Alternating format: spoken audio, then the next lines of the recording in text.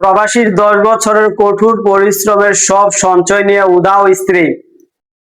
রাঙামাটির লংদু উপজেলার এক প্রবাসীর স্ত্রীর বিরুদ্ধে স্বামীর পাঠানো 35 লক্ষ টাকা ও স্বর্ণালংকার নিয়ে উধাও হয়ে যাওয়ার অভিযোগ উঠেছে।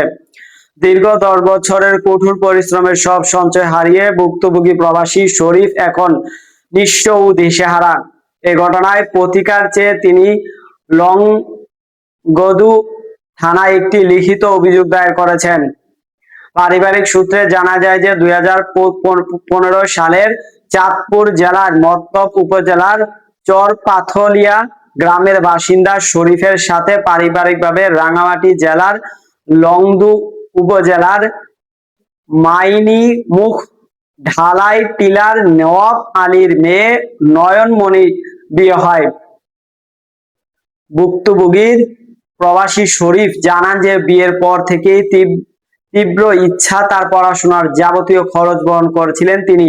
প্রবাসে থেকেই যাবতীয় খরচ, তার দাখিল পরীক্ষা, ফাজিল, অনার্স ও মাস্টার্স পাসের সব খরচ এবং সব ধরনের ভরণ পোষণ তিনি একাই যোগান দিতেন। প্রবাসে হাড় ভাঙা খাটুনি উপার্জনের সমস্ত টাকা দেশের স্ত্রীর নামে স্ত্রীর ব্যাংক অ্যাকাউন্টে পাঠাতেন, কিন্তু সম্প্রতি শরীফ দেশে ফিরে স্ত্রীর কোনো খোঁজ খবর না পেয়ে এমনকি তার ব্যবহৃত মোবাইল ফোনটিও বন্ধ পাচ্ছে।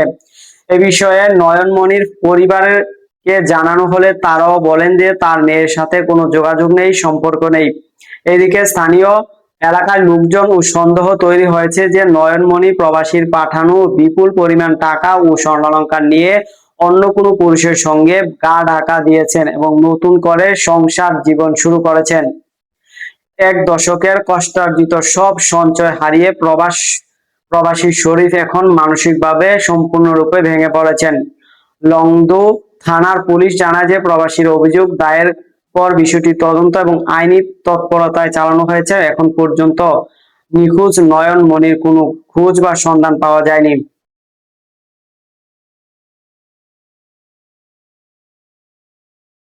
দর্শক, সাবস্ক্রাইব করবেন, লাইক করবেন, শেয়ার করবেন, কমেন্ট করতে ভুলবেন না।